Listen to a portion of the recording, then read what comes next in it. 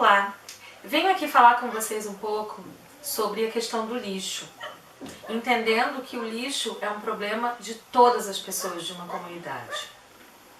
Em primeiro lugar, a gente precisa pensar o que é o lixo, da onde ele vem. E aí então eu posso dizer para vocês que tem duas origens principais. Uma é a origem industrial, outra é a origem doméstica.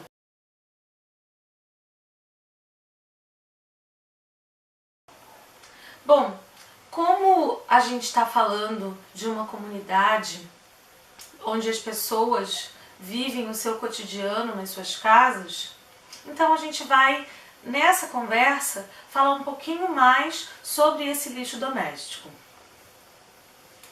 Como surgiu o lixo? Para responder essa pergunta, a gente precisa voltar muito tempo na história.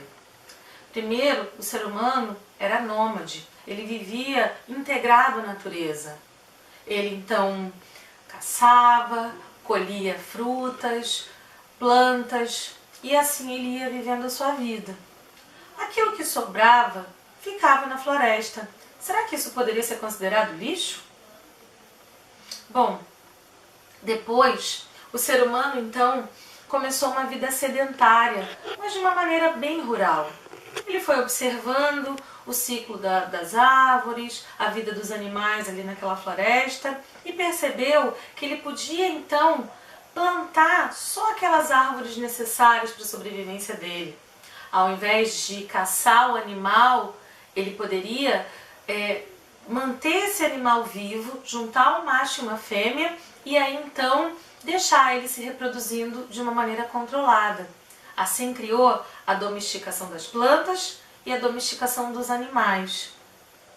Dessa maneira, o ser humano começou a ficar fixo, viver de maneira fixa em um lugar. Bem, nessa vida sedentária, começou então uma preocupação do ser humano em imprimir um pouco mais de conforto à vida cotidiana, descobrindo e inventando materiais e técnicas diferentes para construir uma moradia, utensílios para usar no seu cotidiano. Alguns já tinham sido inventados na vida nômade, mas foi aí que isso cresceu. E o que fazer com o que sobrava?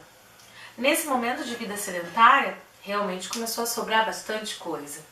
Mas foi numa outra etapa de vida, onde o ser humano vivia num novo ambiente construído na vida urbana, que aí sim ele começou a destruir o ambiente natural e a transformar o ciclo da natureza.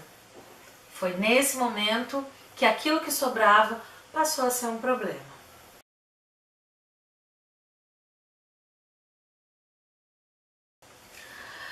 O ser humano vive no planeta Terra há 150 mil anos atrás, aproximadamente.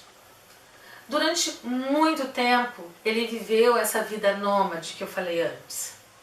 Mais ou menos uns 12 mil anos atrás é que começou esse processo de domesticação. Nesse período, começou então a ser produzido aquele excedente, aquela sobra, mas de materiais bem orgânicos. Parte do animal, restos de plantas, e isso sim era depositado no ambiente natural da natureza, mas de uma maneira que não prejudicava tanto. Depois, só há mais ou menos 6 mil anos atrás, é que o ser humano começou a criar técnicas de manusear os metais.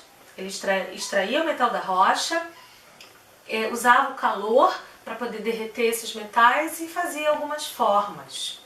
Nesse período, também tinham os pedaços de metais que sobravam, mas eles também faziam parte da natureza e não interferiam tanto nos ciclos. Da mesma maneira ocorreu com o vidro. Conta uma história que há um tempo atrás um grupo de humanos passeava numa praia e durante uma tempestade com raios e trovões, eles perceberam que no outro dia tinham alguns cristais assim transparentes e bem duros, bem firmes lá na praia. Com vários testes, várias tentativas, vários erros, eles conseguiram transformar uma parte da areia chamada silício em um material transparente, duro, mas ao mesmo tempo frágil, que era o vidro. E parte desse vidro também foi devolvido à natureza. Tivemos também, há mais ou menos 2000 anos atrás, uma invenção muito importante. Lá na China, se procurava um material fino e liso, onde pudesse registrar a escrita. Os chineses escreviam naquela época em seda, e era muito caro produzir e conseguir a matéria-prima para esse material. Então, também com muitos testes, muitas tentativas, eles chegaram nesse material fino, forte o suficiente, mas frágil a ponto de rasgar, que é o papel. E esse material, ele veio de algumas cascas de árvores, restos de corda, também de elementos da natureza. Mas há mais ou menos 150 anos atrás é que uma outra matéria, um outro material começou realmente a preocupar, a interferir o ciclo da natureza. Foi a invenção do plástico, derivado de petróleo. Mais ou menos nesse período, com um grande desenvolvimento industrial e tecnológico, o ser humano foi mudando as formas de produção dos outros materiais também, de alguma maneira. Mas só no momento da industrialização, com a introdução de vários componentes químicos a esses materiais, que cada vez mais foram ficando distantes daquele material que era original da onde se extraía da natureza, é que o que sobrava começou a se tornar um problema. E que problema é esse? Bom, cada tipo de lixo tem as suas características. Essas características são físicas e químicas.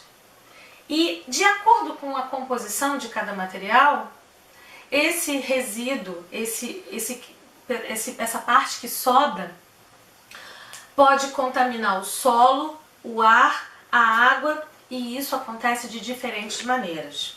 Bom, existe um processo natural onde esses materiais vão perdendo a sua estrutura.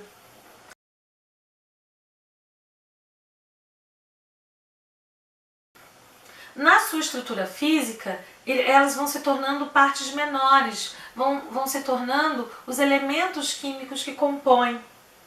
E isso é que é liberado na natureza, seja no solo, no ar ou na água. Esse processo de desmanche natural dos materiais é chamado de decomposição, e ele ocorre em tempos diferentes de acordo com cada material. É a presença dos micro-organismos, da umidade, do calor e da presença do oxigênio que esses materiais vão se decompondo, cada um à sua maneira. E na medida em que as partes vão se dissolvendo, vão se desmanchando, há uma liberação de duas coisas muito sérias e que contaminam muito o meio ambiente, que é o chorume, aquele líquido escuro, preto, mal cheiroso que vem do lixo, e gases, como o gás carbônico e o metano, que muitas vezes a gente não enxerga. São esses dois componentes que são muito perigosos quando o resíduo, esse rejeito, aquilo que sobra daquilo que nós produzimos e utilizamos, fica exposto na natureza. Bom, o que vai acontecer com o lixo? Se a gente junta tudo aquilo e joga aquilo em qualquer lugar, ele vai entrar em processo de decomposição. Lembra que eu falei que o processo de produção desses materiais mudou e foi ficando cada vez mais sintético, cada vez mais recebendo componentes químicos feitos em laboratório, perdendo a sua característica natural, orgânica, original? Pois é, quando se coloca elementos químicos em um produto, eles ficam ali. E quando há decomposição, essas partes são liberadas na natureza, junto com o chorume e junto com os gases. E é isso que causa poluição.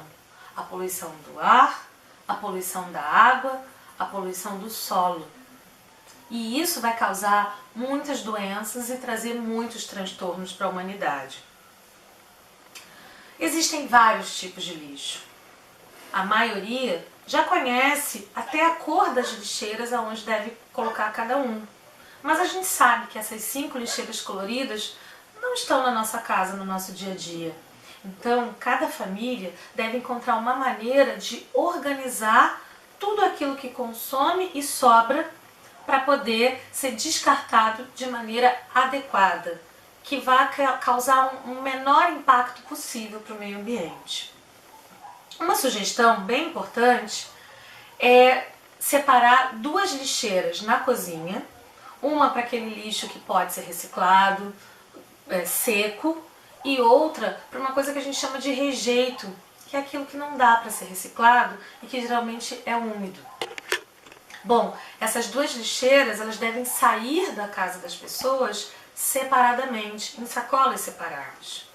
Mas mais importante é uma preocupação de cada família em separar os materiais que sobram do nosso uso cotidiano. Através dessa separação, a gente pode, primeiro, repensar a quantidade de lixo que a gente está produzindo enquanto família, aumentar a vida útil desses materiais com possibilidade de reuso de muitos deles, usar os materiais como matéria-prima para outras coisas e, principalmente, auxiliar o trabalho do catador que separa cada um e encaminha para as indústrias de reciclagem. Assim, vai se diminuir o consumo de água, de energia na produção desses itens que depois a gente vai comprar com outros produtos que a gente consome ao longo da nossa vida. E é preciso lembrar uma coisa muito importante. Existem vários tipos de lixos que são especiais, como por exemplo, os remédios. Não pode jogar o remédio no lixo, ele tem que ser devolvido à farmácia, existem leis para isso. Ou os eletrônicos. Existe essa política de logística reversa, onde aqueles que fabricam têm que dar conta do que foi oferecido, do que foi vendido, como lâmpadas, aparelhos, pilhas, baterias. Isso tudo deve ser descartado de uma maneira adequada, porque lá dentro tem muitos componentes químicos que são prejudiciais à saúde do nosso corpo e à saúde do ambiente natural.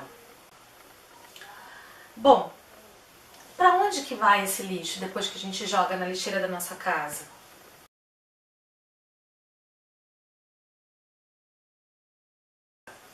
Existem basicamente 3 opções. A primeira é a mais correta. A gente coloca separadamente, é encaminhado para uma central de gerenciamento de resíduos, aonde os catadores fazem esse trabalho de enviar para as indústrias. Mas tem também aquelas famílias que simplesmente jogam tudo no mesmo lugar. Nesse caso, esses resíduos são encaminhados como rejeito, porque se está tudo misturado, aquilo que poderia ser reciclado fica contaminado e aí não tem o que fazer, tem que ser aterrado. O aterramento é fazer um buraco no solo, no chão, coloca-se uma manta para evitar que aquele líquido, aquele chorume entre no solo, vá para os lençóis freáticos, para contaminar a água. E aí cobre com terra, faz alguns caninhos de escapamento do chorume e dos gases e deixa ele ali decompondo de uma maneira mais ou menos controlada. Para que a gente vai mandar produtos que perfeitamente podem servir de matéria-prima para serem produzidos novos produtos e evitar novas extrações da natureza para ser aterrado junto com aquilo que não tem jeito de ser reciclado? Mas para que isso não aconteça, cada família tem a responsabilidade de separar o seu lixo. Há também uma situação que é muito perigosa. É quando as pessoas simplesmente abrem uma embalagem, por exemplo, e jogam no chão aquela embalagem que sobrou. Um papelzinho de bala bem pequenininho, um copo, uma garrafa. Quando chove, essa água limpa, de certa forma, as calçadas e as ruas dos bairros e leva tudo isso para o bueiro. do bueiro para o esgoto, do esgoto para o rio. E há muitos animais que comem esses resíduos que poderiam estar sendo reciclados, achando que é um elemento da natureza. Além disso, muitos desses materiais são jogados intencionalmente nos rios e nos matos, nesses ambientes verdes que ainda tem nos bairros. E isso é muito perigoso para a fauna e para a flora, além de toda a contaminação do solo e da água. Então, a gente precisa se preocupar em separar para poder entrar no processo de reciclagem, mas sempre pensando se aquilo que eu estou jogando fora ou aquilo que eu estou comprando e que vai virar lixo é realmente necessário. Quando a gente repensa a maneira que a gente lida com os materiais que a gente consome no nosso dia a dia, a gente tem a possibilidade de diminuir a produção, a quantidade desse lixo nos aterros sanitários, nos oceanos, nas ruas, além de economizar água, energia elétrica e matéria-prima. Com a reutilização do lixo, a gente pode usar a nossa criatividade. Mas o mais importante é reduzir a quantidade de lixo da nossa casa. E isso vai envolver também a economia doméstica, evitando o desperdício e equilibrando os gastos da família, direcionando o dinheiro com aquilo que é realmente necessário para o cotidiano. Qual é a nossa conclusão disso tudo?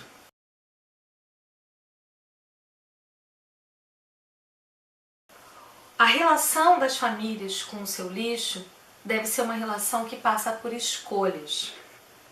Nós precisamos urgentemente diminuir a quantidade de lixo que sai das nossas casas, de todas as maneiras. Cada um é responsável pelo lixo que produz. E a gente tem que lembrar que nem sempre a melhor opção é a opção mais fácil, mas é a opção que vai trazer mais resultados positivos ou menor impacto naquele ambiente onde a gente vive. E tudo isso só é possível se cada família conhecer o tipo de lixo que produz. Porque é olhando, observando, repensando, refletindo sobre a nossa prática do dia a dia, não só em relação ao lixo, que a gente vai conseguir construir um futuro melhor para a vida no nosso planeta Terra.